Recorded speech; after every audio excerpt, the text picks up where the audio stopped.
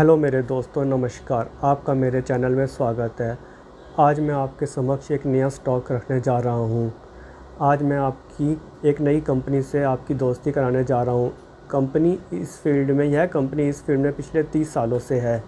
इस कंपनी के क्लाइंट 70 देशों में हैं और यह 70 देशों में अपना माल एक्सपोर्ट करती है।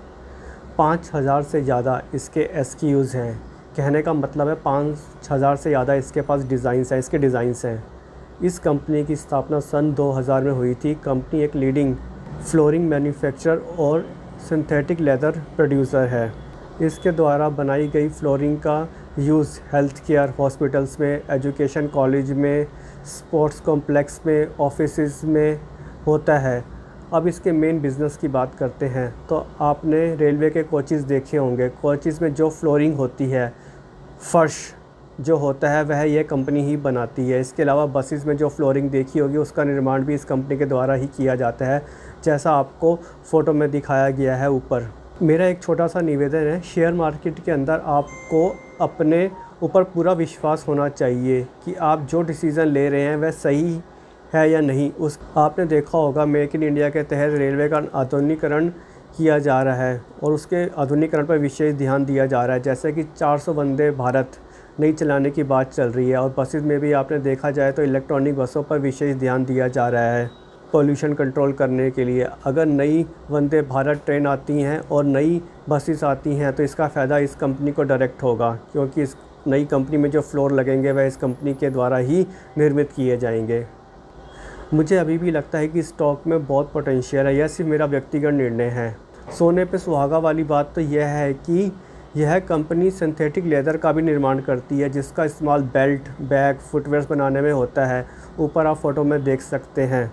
अपॉलिस्ट्री की बात करें तो आपने देखा होगा कि ट्रेन के अंदर जो सीट्स होती हैं, बस के अंदर जो सीट्स होती हैं और जो प्लेन की सीट्स होती हैं, 4 व्हीलर कारों की सीट्स आप देख सकते हैं, ट्रक की सीट्स, बाइक की सीट्स, मूवी थिएटर की सीट्स, जिस लेदर से बनती हैं उसका मैन्युफैक्चरिंग यह कंपनी ही करती है। जैसे कि इलेक्ट्रॉनिक व्हीकल्स की डिमांड बढ़ रही है तो इसमें जो सीट्स लगेंगी वह इस कंपनी के लेदर द्वारा ही बनाई जाएंगी।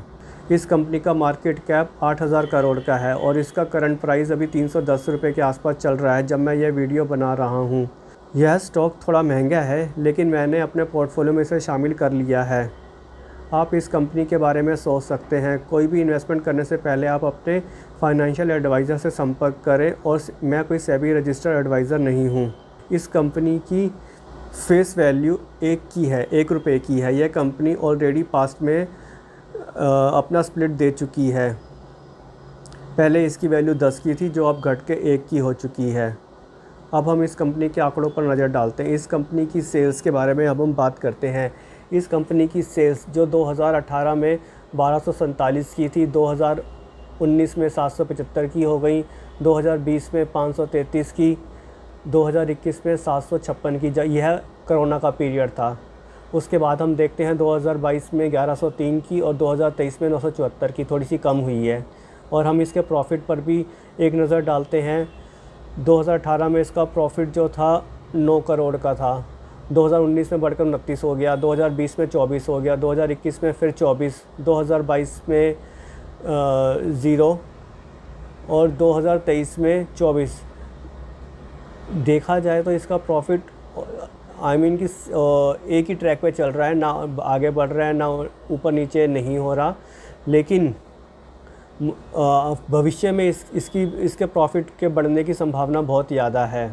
अब हम एक नज़र इसके रिज़र्व्स पर भी डाल लेते हैं। आप देखेंगे 2018 में इस कंपनी के पास 871 करोड़ के रिज़र्व्स थे, 2019 में 896 के हो गए, 2020 में 917 के, 2021 में 941 के, 2022 में 942 के और 2023 में 977 के हो गए हैं।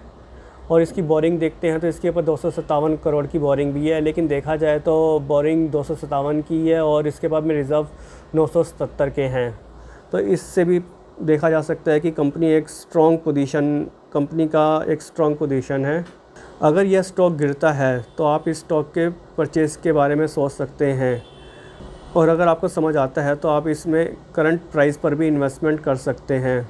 अभी इलेक्शन का पीरियड चल रहा है। इलेक्शन के बाद कौन सी सरकार आती है, इस स्टॉक का भविष्य उस पर भी निर्भर करता है। तो कोई भी निर्णय सोच विचार करके ही लें। Thank you for watching my channel. Thank you for watching my video.